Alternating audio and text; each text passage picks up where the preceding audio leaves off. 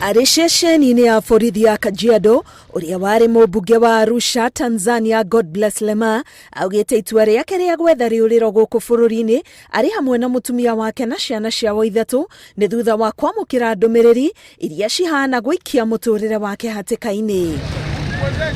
Nilipokea taarifa mbaya sana juu ya maisha yangu.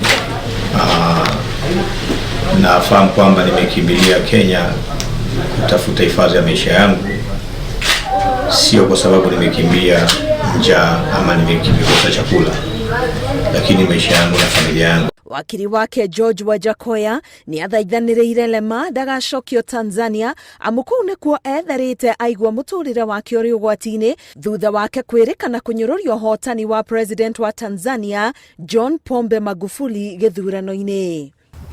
If they deport this man when he has claimed asylum already, of course the whole world will have something to talk about Kenya. It's not a criminal offense. It is actually an international sympathetic kind of human rights gesture. I'm running to Kenya, I'm seeking asylum.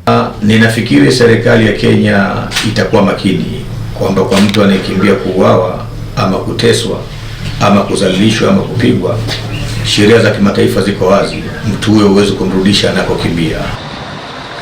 Ihinda-inĩ rĩu Wajakoya akamenereria gũikio ngono kwa Lema mwena wa Bisil Kajiado thutha wake gũkĩra mũhaka wa Kenya na Tanzania. How do you arrest somebody who has given himself up and saying, here I am, I'm running away from persecution, please save me?